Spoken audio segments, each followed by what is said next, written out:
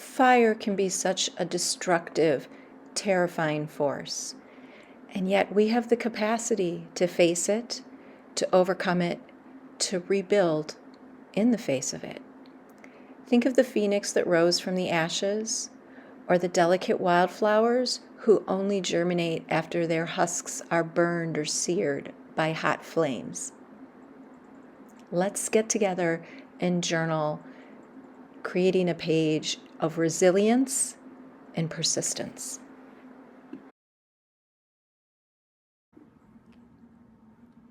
Let's talk about some of the supplies you're going to need. First of all, you're going to need an art journal or a plain piece of paper. I am working in my Ranger mixed media book, and this is, I think, about a 10 by 15 inch book, but you can get it in different sizes. And I've chosen to work on a craft paper page. You're going to want some basic drawing tools and a variety of greens. I have chosen some opaque permanent green markers. You're going to want something red. I have a red piece of Art Graph Taylor's chalk, and I also have a red Stabilo All pencil. Both of these tools can be activated with water and further manipulated. That's not a mandatory part of this particular project, but if you have water-soluble tools at hand, I encourage you to consider using them. Other options might be a red crayon or a piece of pastel, or really anything that's going to give you a really good dark mark. I have a couple pieces of scrap tissue paper off to the side here. These are just really little. This one is about 4 inches by 2 for consideration later. And I have a leaf here that I'm going to show you as an option for the plan at a particular point. And if you are using water activated tools, you're going to want a source of water, whether that is a spray bottle or a product like this golden matte medium. This is just an acrylic paint that doesn't have pigment in it. It's going to dry to a matte surface, which is very similar to the surface of this page. If you have another version of matte or of medium, that's totally fine. Just be aware that where you put the product down is going to change the sheen of your surface. And then I also have a small rubber brayer here on hand. You could substitute this for a larger brush or a credit card. It's essentially for scraping your activation product over top of your marks if you're choosing to do that. I also have a couple of resources for you. These are both flower dictionaries, and in Victorian times and even older than Victorian times historically, flowers and plants have particular meanings, and these are really great guidebooks that I have in my studio. I use them all the time. You could also Google for the meaning or the symbolic nature of a particular sort of plant and get the same sort of information, but I love having books on hand. And the Antiquarium sticker book is a great resource. This is a book that is full of some pretty crazy looking stickers. The glue on the stickers isn't super fantastic, but nevertheless, these are fun images and you can reinforce them with additional glue of your own. So this is a nice resource to have in your studio as well. All right, let's get started.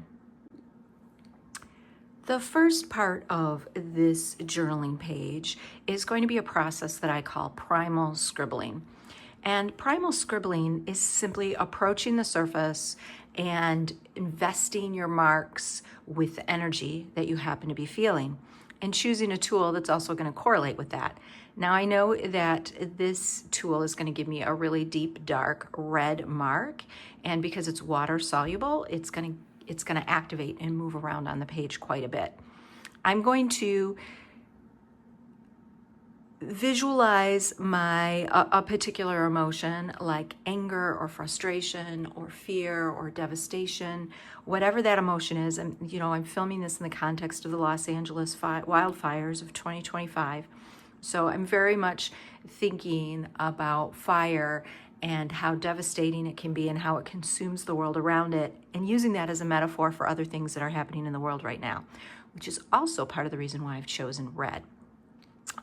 And what I'm going to do is I'm closing my eyes, which you can't see, and I'm gripping this tool, and I am just going to begin to scribble on the page as I visualize the fire or the frustrations, or just sort of move into a little meditation about this particular situation. So here we go.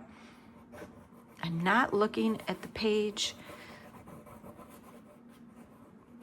and I'm actually like moving my body around too, which you can't really see. So we've got that series of marks down. Now the next thing I'm going to do is use this red Stabilo All pencil. It's going to create a lighter line. It's a little bit of a different sort of red, but the fact that I'm putting two similar marks down that are going to also have differences is going to create a little bit of visual interest here.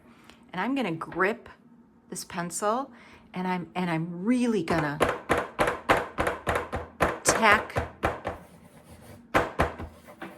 attack this page.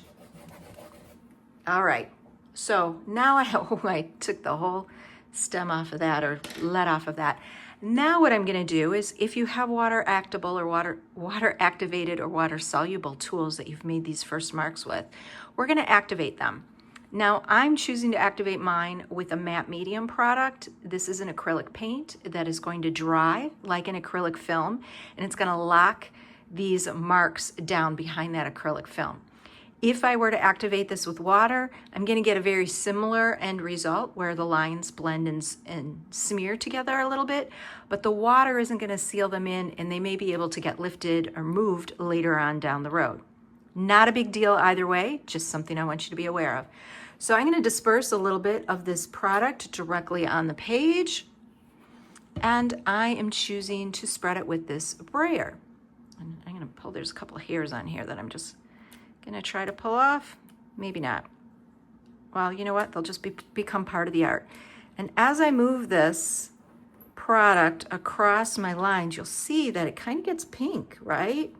That's because there's all sorts of pigment or little bits of that, of the Taylor's chalk as well as the Stabilo All, that are sitting behind or that are getting picked up in the medium and smooshed around on the page a bit.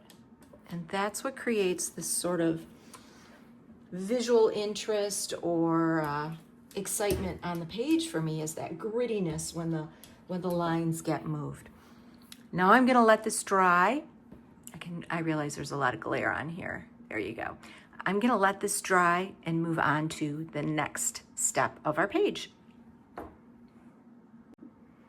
So our next stage in this page process is to draw some sprouts or saplings and begin to think about the idea of growth, rebirth, coming from the flames of the phoenix or the flames of the LA fires.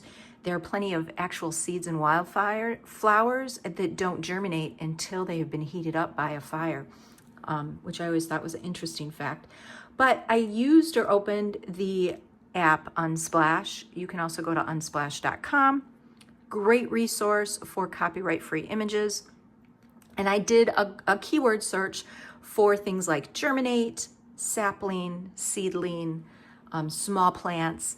And from those photos, I then filled this page with some really simple contour drawings of small, delicate, tiny, brand new plants and seedlings.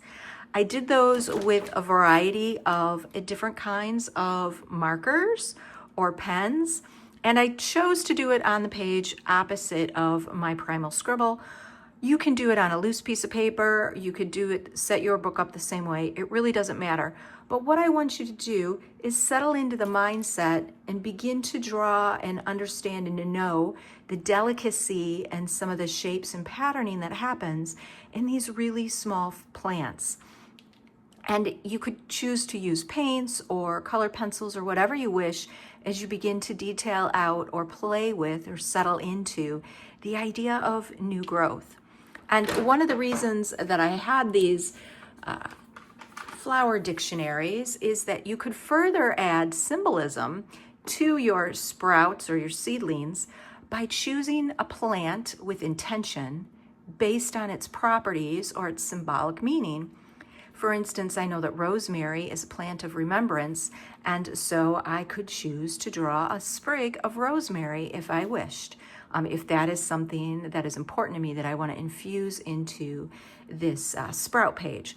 So take advantage of these resources or do a Google search and see what sorts of additional layers of meaning you can infuse into your drawings. You want to fill your page with a bunch of drawings and find a few that you're satisfied with or that have an interesting pattern or rhythm to them. Now it's time to marry or bring these two different pages together. So I want to bring one of these little sprouts over and add it to this page. There's a number of different ways that I can do that. I can use my paint pens and I can draw over top of this when it's completely dry. I can use these drawings as inspiration and freehand something new over top of this. I could also take one of these little pieces of paper here and I could draw directly on them and adhere them or collage them onto the page. Or I could use them if I have tracing or transparent paper. This is a piece of tissue. I can trace it and then collage that on if I'm really interested in having the sort of exact same drawing or, really replicate that identically. I can trace and bring it across. And so I want you to spend a little bit of time thinking about what version or what type of which of your drawings you want to carry over. Maybe you want to carry multiples over, but spend a little bit of time considering that option and figuring out which way you want to go. Another possibility is to take a literal leaf or growth of some kind.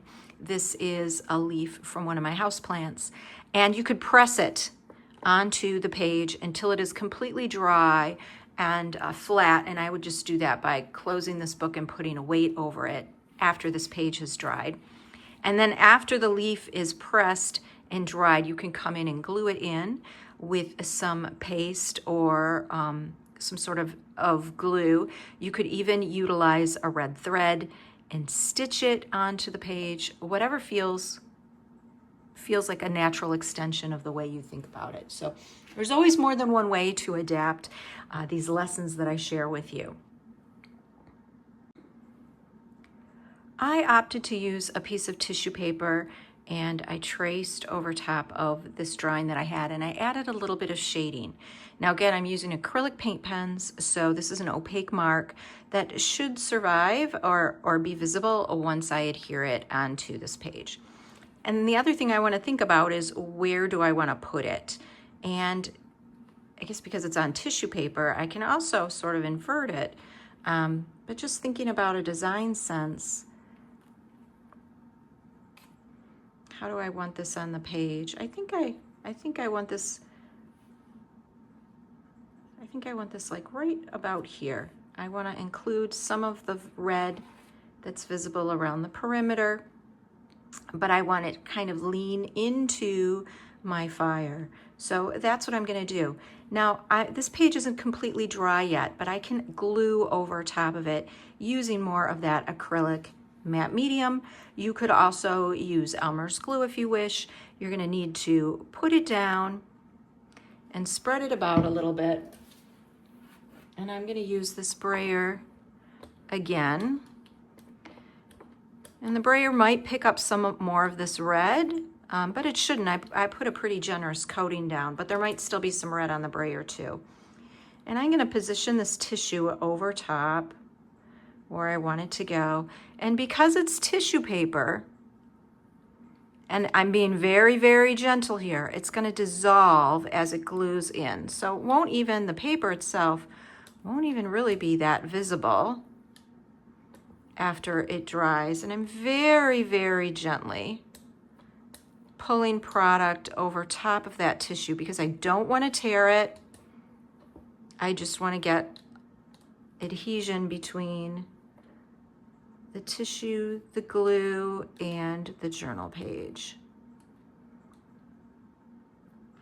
And even if I did pick up some red over top of this, I think it would be add an interesting element to the page itself to have a little speckles of red coming out over top of the plant. I'm gonna let this book dry now before I close it. It's very important that you make sure it's completely dry before you close it so your pages don't stick together.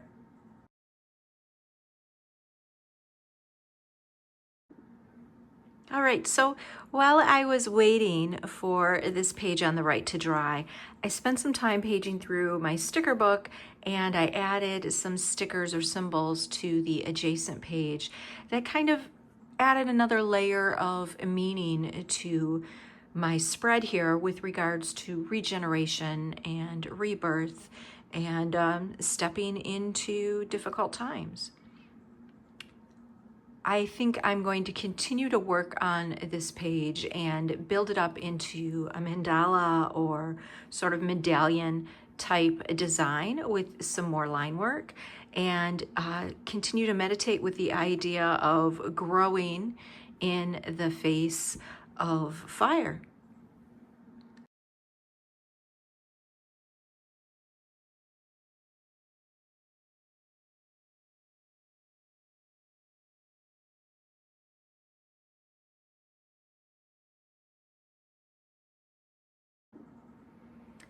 I ended up putting a little bit of matte medium over top of this left-hand page, just as another way of gluing down these stickers. Like I mentioned, the adhesion on them wasn't so great.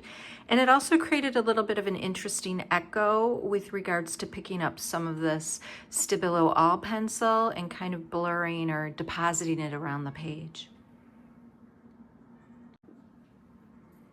As with all of my journaling content, I encourage you to adapt this process and lesson to suit the way you would like to move into the idea of a sprouting, and also to serve the materials that you have on hand.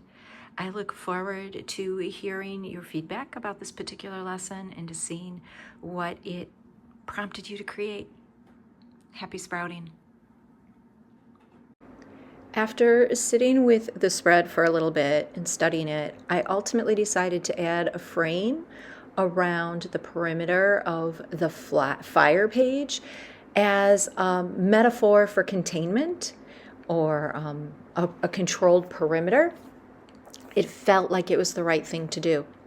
Now, this particular stage of the spread feels like a really natural stopping point for this particular video. But I do want to share that I plan to keep this book open on my desk for a number of days, maybe even a couple of weeks. And I'm going to continue to sit down and add to it. A reminder that a journaling page is never really finished. It's always a candidate for more marks. And I am feeling a call to add additional symbols to the mandala page on the left. I can see myself adding more color and making that design a lot more intricate, maybe adding some text into it as we move into the week.